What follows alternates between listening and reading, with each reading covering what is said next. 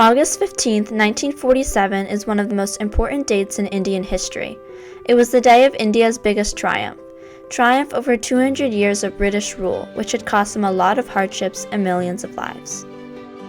At the stroke of the midnight hour, when the world sleeps, India will awake to life and freedom.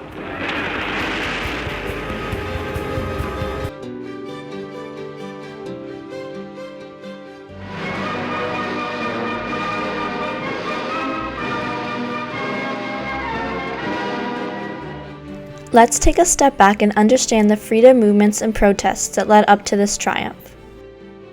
Britain's rule in India began with the East India Company ruling the nation.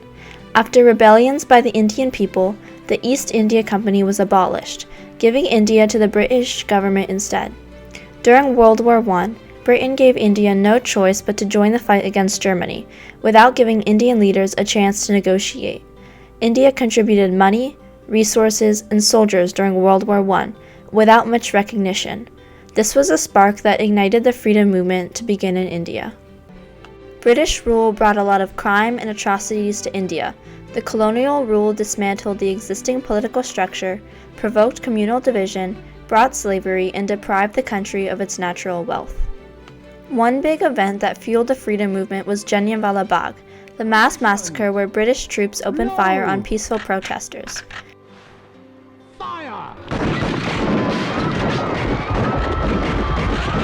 British General Dyer fired 150 bullet rounds within 4 walls in 15 minutes, not allowing anyone to escape.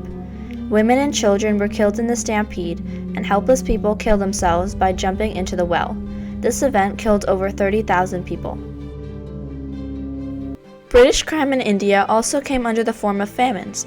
These famines killed over 30 million Indians, while the British exported tons of wheat to British soldiers and European countries. Collectively, these famines killed more people than the Holocaust did. All of these events and many more cruelties during British rule caused a lot of unrest in India and sparked their freedom movement. During my interview with Dr. Anand, who is 98 years old now, he recalls these times when he was just 27 years old. Due to British rule, for a long time, people had become very frustrated.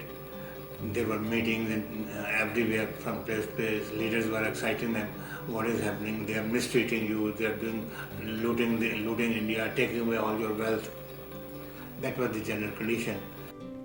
In retaliation to British injustice and cruelty, Indian freedom fighters were ready to fight for their independence. There were a lot of rallies and protests, each leading them closer to India's freedom. There was the non-cooperative movement, the civil disobedience movement, and the Quit India movement, to name a few. Mahatma Gandhi started the civil disobedience movement, where people would refuse to follow certain rules made by the British government. The movement had 2 phases from 1921 to 1924 and from 1930 to 1931. The first phase corresponded with the non-cooperation movement, and the second phase was Gandhi launching the Dandi March, which involved Indians making their own salt, which was against British law. In August of 1942, Mahatma Gandhi called for a British withdrawal from India, following which Indians declared an all-out disobedience against the British government and demanded them to quit India. The Quit India movement was the final stage of the British planning to leave their precious colony. While the freedom movement was accelerating in India, it was the end of World War II, and Britain was bombed and bankrupt. With the task of rebuilding a nation and repaying billions of dollars to the United States, running an empire was out of the question. Seizing a moment of British weakness, 3 leaders spearheaded the movement for independence: Jawaharlal Nehru, Muhammad Ali Jinnah, and Mohandas K. Gandhi. They shared the goal of a free and united India, one country, one people, regardless of religion.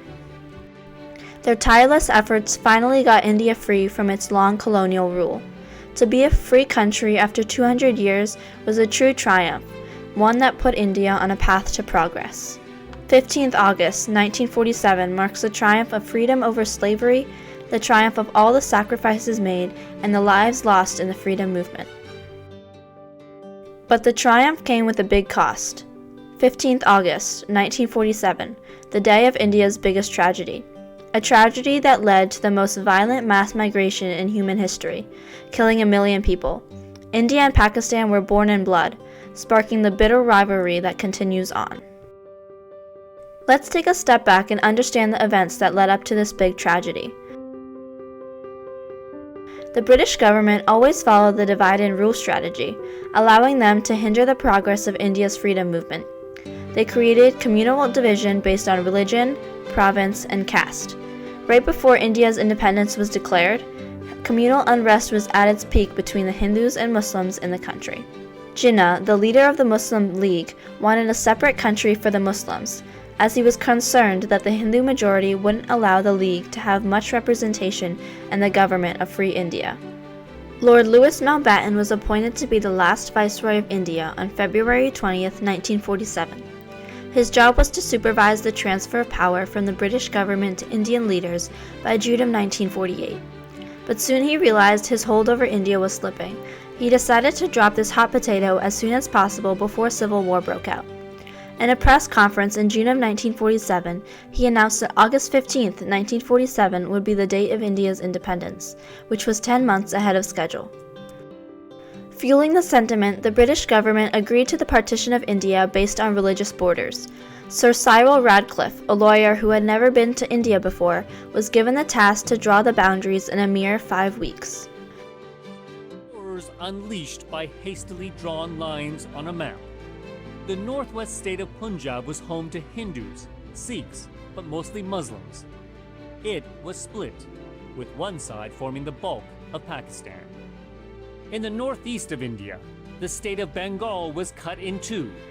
The predominantly Muslim eastern half made up another part of Pakistan.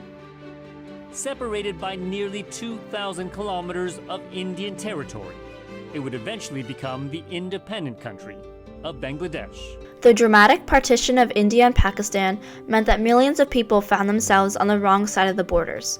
Several million people were uprooted from their homelands and had to leave behind their properties and belongings overnight and travel on foot, using bullock carts, trains, and whatever means available to get to the new land.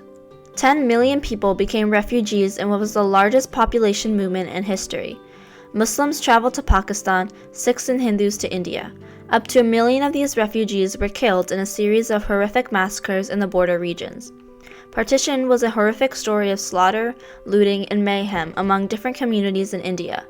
The aftermath of partition affected so many people on such a personal level that even today, after 70 years, it impacts the lives of people living in both India and Pakistan.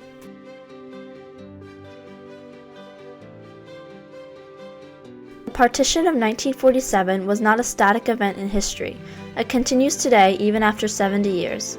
In my interview with Anam Zakaria, an author and oral historian from Pakistan, she talks about the ongoing repercussions of partition. But you also see it in the mindset of people. My work, unfortunately, it's a bit pessimistic, but it's really showing that as we move further away from partition, we're becoming more hardline. And I think that's, the impact of partition. So whereas, people like my grandmother were very bitter because of what they had seen, they also remembered a time where they had, friends from the other communities, where there was almost, there was a coexistence, which we don't find now. Especially in Pakistan, most Pakistanis don't really come across the religious minorities. So all of that, I think, is so problematic, and it's shaping both how we see ourselves as Pakistanis, how we see, how Indians see themselves, and how they see the other. So, patriotism or nationalism is often now based in both countries on this hostility of those across the border. 15th August 1947 remains as a triumph for India from the British rule, and a date that won Muslims its own nation. But the hastily drawn border is scarred by the separation of millions of people. The current hostility of India and Pakistan is directed towards control of Kashmir, a small part of both countries that was never fully divided or segregated. Ever since partition, several wars have been fought in between the two countries, and there is an ongoing animosity between the governments of India and Pakistan.